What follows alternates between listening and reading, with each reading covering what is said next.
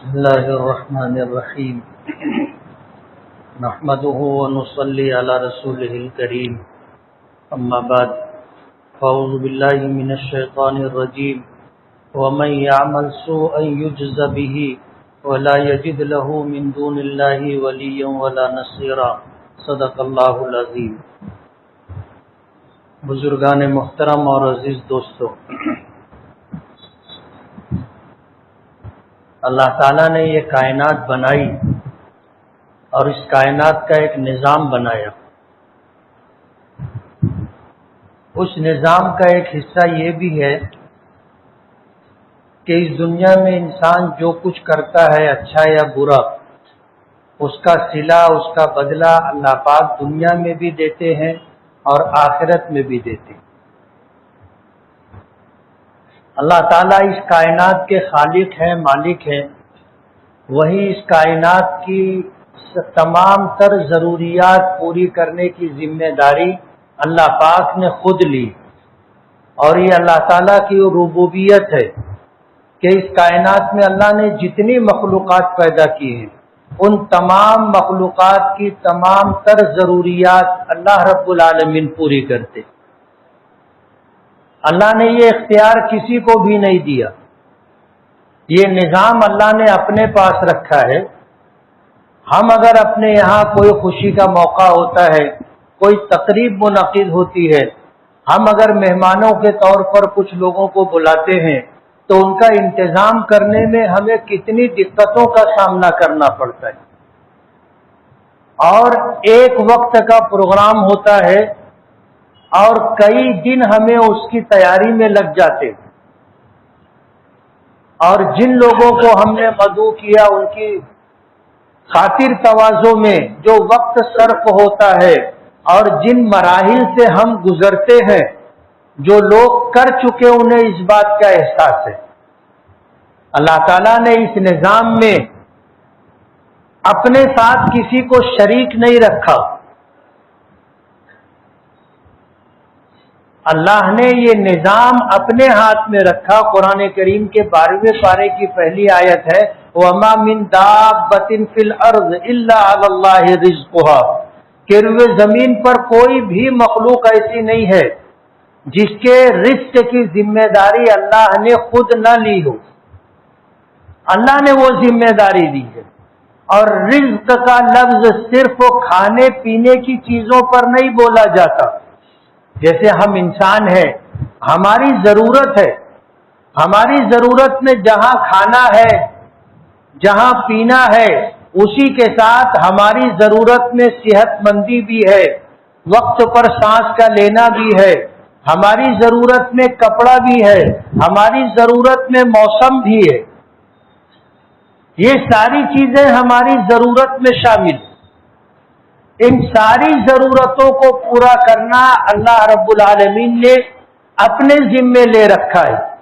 اب ظاہر بات ہے، ہم انسانوں کو اللہ نے جو مزاج عطا کیا ہے، اس مزاج کے پیش نظر آپ اگر دیکھو گے کہ ہم کسی سے اگر راضی اور خوش ہوتے ہیں تو اس کو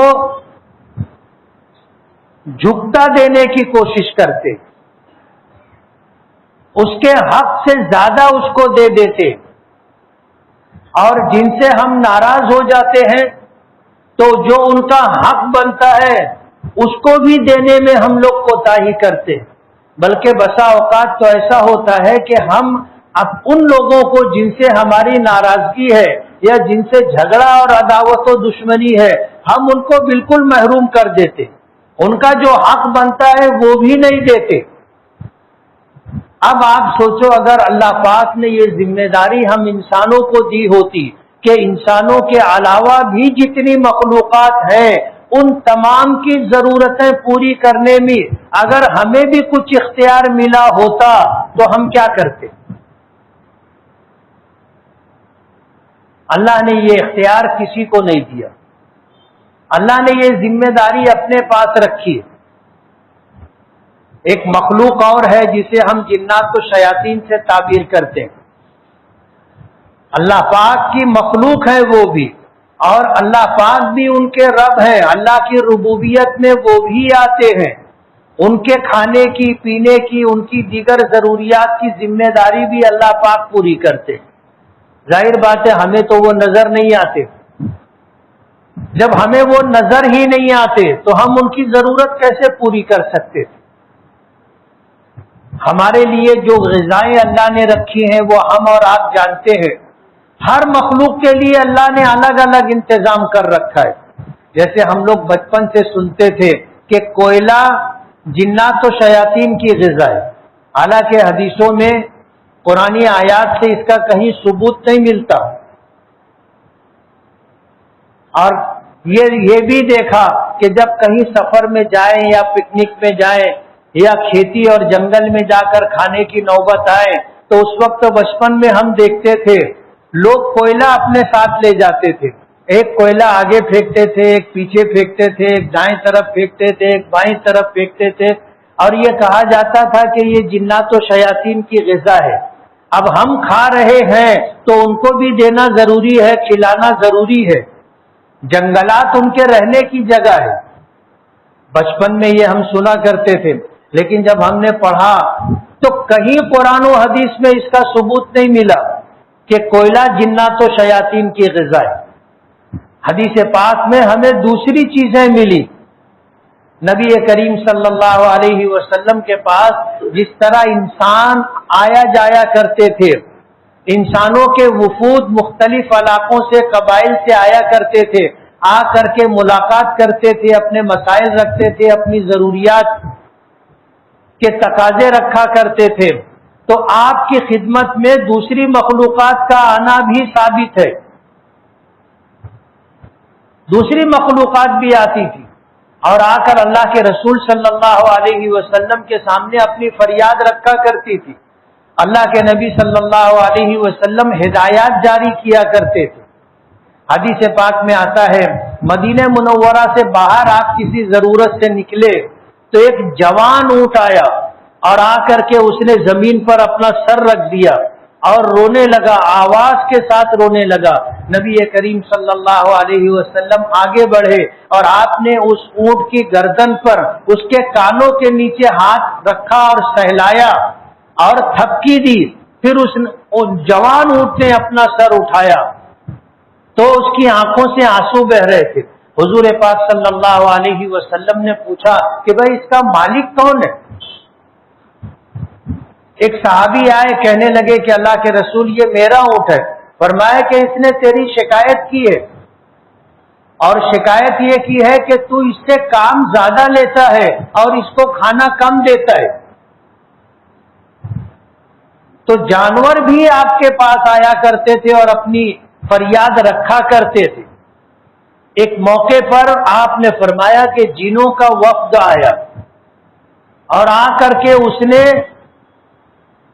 اپنی بات رکھی تو نبی کریم صلی اللہ علیہ وسلم نے ہدایات جاری کی اور یہ فرمایا کہ جو گوشت ہم کھاتے ہیں اور جو ہڈیاں ہم پھینک دیتے ہیں، ان ہڈیوں پر اللہ تعالیٰ جنات و شیاطین کے لیے جتنا پہلے گوشت تھا اس سے زیادہ گوشت اس پر اللہ پیدا کر دیتے ہیں، اور یہ جنات و شیاطین کی غذا ہوتی ہے۔ اسی لیے نبی کریم صلی اللہ علیہ وسلم نے فرمایا کہ جو ہڈیاں کھانے کے بعد ہمارے دسترخوان پر ہوتی ہیں، ہم اسے گندی جگہوں پر، ناپاک جگہوں پر، نالیوں میں، گٹر میں نہ ڈالیں، بلکہ کسی ایسی جگہ پر جو پاک جگہ ہو، خشک جگہ ہو، اس جگہ پر ہڈیوں کو رکھے۔ ہم نے اس سے جتنا گوشت حاصل کیا تھا اس سے زیادہ گوشت اللہ پاک اس پر پیدا کر دیتے ہیں، اور یہ جنات و شیاطین کی غذا ہے۔ اسی لیے آپ نے فرمایا ہڈیوں سے استنجا مت کرو، یہ جنات و شیاطین کی غذا ہے۔ ایک موقع پر آپ نے فرمایا کہ ہڈیاں جو ہم کھاتے ہیں اگر حلال جانوروں کی ہے تو اس پر جو گوشت اللہ پاک پیدا کرتے ہیں وہ ایمان والے جنات و شیاطین کے لیے، اور جو جانور جن کو اللہ نے حلال نہیں کیا ان کی ہڈیوں پر جو گوشت ہوتا ہے وہ ان جنات و شیاطین کے لیے ہے جو ایمان سے محروم ہے۔ ایک موقع پر نبی کریم صلی اللہ علیہ وسلم نے فرمایا کہ ہڈیاں جنات و شیاطین کی غذا ہے، اور ہمارے جانوروں کی جو لید ہوتی ہے وہ جنات و شیاطین کے جانوروں کا چارہ ہے۔ یہ تو اس دنیا میں عالم غیب میں جو چیزیں ہیں اس میں سے کچھ چیزیں نبی کریم صلی اللہ علیہ وسلم نے اشارتاً ہمیں بتائی، ورنہ اس کائنات میں بے شمار مخلوق ہیں انسانوں کے علاوہ، اور سب کو پالنے والا اللہ رب العالمین۔ اسی لیے ایک موقع پر نبی کریم صلی اللہ علیہ وسلم نے فرمایا انسانوں کو سمجھانے کے لیے کہ تم میں سے جو شخص اللہ تعالیٰ پر بھروسہ رکھتا ہے، یقین رکھتا ہے، اگر وہ یقین دوسری مخلوقات کی طرح اللہ پر یقین اور بھروسہ رکھے تو اللہ تعالیٰ انسانوں کو بھی اسی طرح غذا دے گا، رزق دے گا، جس طرح دوسری مخلوقات کو اللہ پاک دیتے، کہ وہ صبح ہوتی ہے تو خالی پیٹ اپنے ٹھکانوں سے نکلتے ہیں، لیکن جب شام کو واپس آتے ہیں تو بھر پیٹ واپس آتے۔ فرمایا لو کنتم تتوکلون علی اللہ حق توکلی لرزقتم کما ترزق الطیور تغدو خماصا وتروح بطانا، کہ اگر تم اللہ تعالیٰ پر اس طرح بھروسہ کرنے لگو جیسا بھروسہ کرنے کا حق ہے تو تم دیکھو گے کہ اللہ تعالیٰ پرندوں کو کس طرح روزی دیتا ہے، کہ وہ صبح اپنے گھونسلوں سے نکلتے ہیں تو خالی پیٹ ہوتے ہیں اور کوٹے ان کے بالکل خالی ہوتے ہیں، لیکن جب شام کو وہ واپس اپنے ٹھکانوں پر گھونسلوں میں آتے ہیں تو ان کی پوٹیاں جو ہوتی ہیں وہ دانوں سے بھری ہوتی۔ لرزقتم کما ترزق الطیور، تمہیں بھی اللہ اسی طرح روزی دے گا جس طرح اللہ پرندوں کو روزی دیتا ہے۔ پچھلے دنوں ایک مثال میں نے دی تھی یقین اور بھروسے کے فرق کی۔ اگر کوئی آپ سے پوچھے کہ یقین اور بھروسے میں کیا فرق ہے تو اچھے لوگ نہیں سمجھا سکے، انہیں پتہ ہی نہیں ہوگا کہ یقین کس کو کہتے ہیں اور بھروسہ کس کو کہتے ہیں۔ عام طور پر آدمی سمجھتا ہے کہ یہ دونوں چیز ایک ہے، لیکن یہ دونوں چیز ایک نہیں ہے، الگ الگ ہے۔ کسی نے مثال دیتے ہوئے یہ بات کہی تھی کہ دو بلند بالا عمارتیں تھیں اور بیچ میں راستہ تھا۔ ایک شخص نے اس بلند بالا عمارت سے دوسری طرف عمارت تک ایک رسی باندھی اور اپنے بیٹے کو اپنے کاندھے پر بٹھایا اور رسی پر چل کر کے اس طرف سے اس طرف، اس بلڈنگ سے اس بلڈنگ کی طرف گیا۔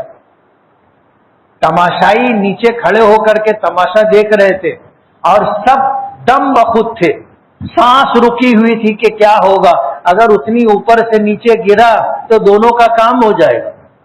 لیکن اس نے رسی پر چل کر کے اس عمارت سے اس عمارت تک کا فاصلہ طے کر لیا، اور اس طرف پہنچنے کے بعد اس نے نیچے لوگوں سے بات کی اور ان سے کہا کیا تم کو یقین ہے کہ میں اس طرف سے اس طرف دوبارہ جانا چاہوں تو چلا جاؤں گا؟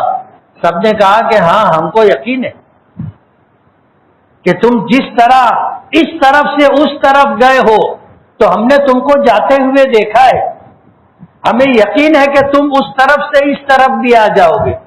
تو اس نے کہا کہ تم میں سے کوئی شخص اس بات کے لیے تیار ہے کہ میرے بیٹے کی جگہ میرے کاندھے پر وہ بیٹھے اور میں پھر اس طرف سے اس طرف رسی سے چل کر کے جاؤں؟ ایک آدمی بھی تیار نہیں ہوا، ایک آدمی بھی تیار نہیں ہوا۔ بتانے والوں نے بتایا، سمجھانے کی کوشش کی کہ لوگوں کو اس بات کا یقین تھا کہ یہ رسی پر چل کر جس طرح دونوں عمارتوں کے درمیان کا فاصلہ طے کیا ہے دوبارہ بھی طے کر لے گا۔ یقین تھا ان کو، بھروسہ نہیں تھا۔ سمجھ رہے ہو؟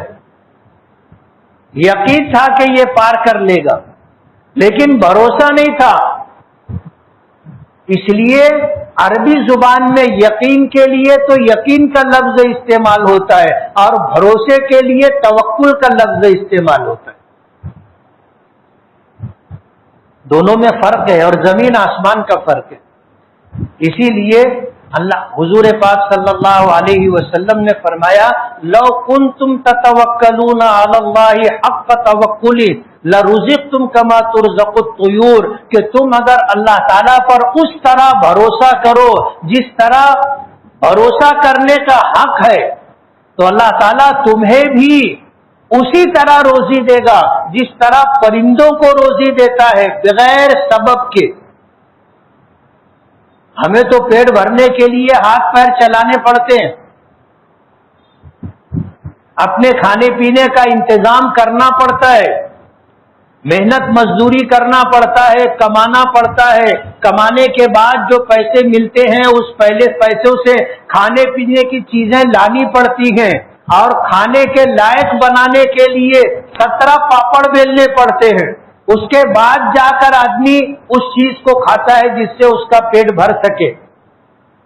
انسانوں کے علاوہ دوسری کسی مخلوق کو یہ سب کچھ نہیں کرنا پڑتا ہے. یہ جو کچھ ہم کرتے ہیں یہ سبب ہے، یہ سبب ہے، اور اللہ نے ہمیں اسباب کا مکلف کیا ہے. دوسری مخلوقات کو اللہ نے اسباب کا مکلف نہیں کیا. ان مخلوقات کو اللہ بغیر سبب کے روزی دیتا ہے. کبھی نہیں آپ نے دیکھا ہوگا اور کبھی نہیں سنا ہوگا کہ جنگل میں گئے تو وہاں بھی کارخانہ تھا، جنگل میں گئے تو وہاں بھی فیکٹری تھی، کوئی انسان نظر نہیں آ رہا تھا، دوسری مخلوقات کام کر رہی تھی. کبھی سنا آپ نے؟ کبھی دیکھا؟ دوسری مخلوقات کو اللہ بغیر سبب کے روزی دیتا ہے. وہ کہیں کمانے نہیں جاتے، وہ کہیں محنت مزدوری نہیں کرتے، اللہ ان کو بغیر سبب کے روزی دیتا ہے. یہی وجہ ہے کہ ان میں اور ہم میں فرق ہے، اور وہ فرق یہ ہے کہ ہم اگر اسباب کے مکلف ہیں تو ہمیں اپنے پروردگار کو اپنے گزارے کے لیے راضی رکھنا ضروری ہے. جو لوگ اللہ کو راضی رکھتے ہیں اللہ ان کے لیے اس دنیا میں بھی کافی ہے، اس دنیا میں بھی کافی ہے. یعنی اس دنیا میں بھی اللہ کفایت کرے گا اور آخرت میں بھی اللہ کفایت کرے گا. اور انسانوں میں جو لوگ ایمان نہیں لاتے، اللہ کو راضی کرنے کا اہتمام نہیں کرتے، رب ہونے کے اعتبار سے اس دنیا میں اللہ ان کی ضرورتیں پوری کرے گا اور کرتا ہے اور کرتا رہے گا، لیکن آخرت میں ان کے لیے کچھ نہیں. آخرت میں ان کے لیے کچھ نہیں ہے. یہ فیصلہ، یہ ضابطہ اور یہ آگاہی اللہ نے پہلے سے بتا دی ہے کہ جن کے پاس ایمان نہیں ہے انسانوں میں سے، اللہ کو راضی کرنے والے اعمال نہیں کرتے، اس دنیا میں مخلوق ہونے کی وجہ سے اللہ ان کو بھی پالتا ہے، لیکن آخرت میں ان کا کوئی حصہ نہیں. اور ایمان والے نیک اعمال کرنے والوں کو اللہ اس دنیا میں بھی کافی ہے اور آخرت میں بھی کافی ہے. تو اللہ تعالیٰ کی ربوبیت ہے. ہم انسانوں کی ضروریات میں سے ایک چیز ہے موسم. موسم بھی ہماری ضروریات میں. آپ دیکھ رہے ہوں گے کہ سورج کیسی آگ برسا رہا ہے. گرمی اپنے شباب پر ہے. آج کے اخبار میں نے صبح دیکھا کہ بہار میں لو کی وجہ سے ایک دن میں 8 لوگوں کی موت ہوئی. سن اسٹروک. جب دھوپ لگتی ہے، لو لگ جاتی ہے، تو کتنے لوگ ایسے ہوتے ہیں کہ چند منٹوں میں دم توڑ دیتے، جسم کا پانی سوکھ جاتا ہے.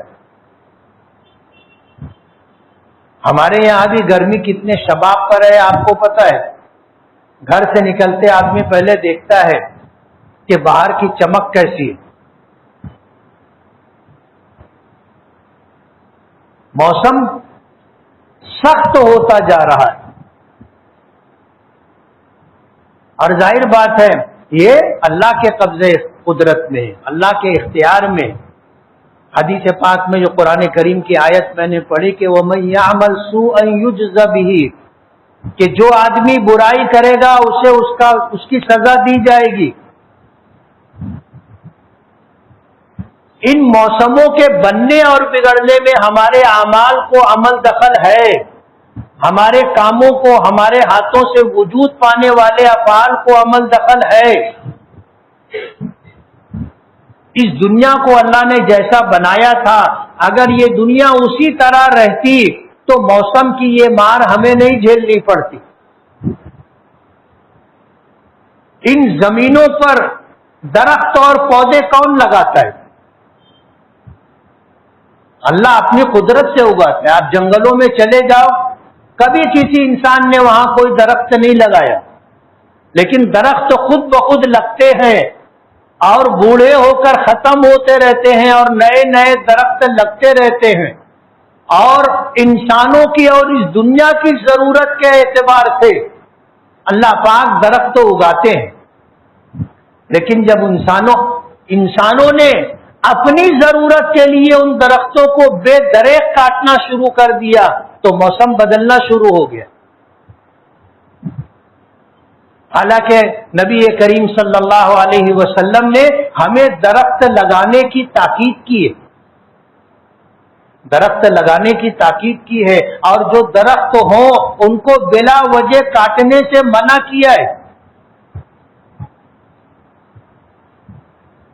مکہ مکرمہ ہو، مدینہ منورہ ہو، وہاں کا جو جغرافیائی محل وقوع ہے وہ ریگستانی علاقہ ہے۔ عموماً وہاں پر بیری کے درخت اگتے، وہاں پر ببول کے درخت اگتے، جیسے ہمارے یہاں جنگلوں میں چلے جاؤ تو ساگوان کے درخت ہوتے ہیں اور بھی بہت سارے درخت ہوتے ہیں۔ تو وہاں پر جو ہے ریگستانوں میں آپ دیکھو گے بیری کے اور ببول کے درخت اگتے ہیں۔ نبی کریم صلی اللہ علیہ وسلم نے صراحت کے ساتھ فرمایا کہ بیری کا درخت نہ کاٹے، بیری کا درخت نہ کاٹے، جو بیری کا درخت کاٹے گا اوندھے منہ جہنم میں ڈالا جائے گا۔ علماء نے لکھا ہے کہ حضور پاک صلی اللہ علیہ وسلم نے اپنے علاقے کے لوگوں کو سمجھانے کے لیے بیری کے درخت کا تذکرہ کیا، ورنہ جو درخت زمین پر ہوتے ہیں ان درختوں کو بلا وجہ کاٹنا ایسا ہی ہے جیسے بیری کا درخت کاٹنا۔ درخت کاٹنے سے منع کیا، اور حضور پاک صلی اللہ علیہ وسلم نے درخت لگانے کی تاکید فرمائی ہے کہ درخت لگایا کرو، یہ اللہ کی مخلوق ہے۔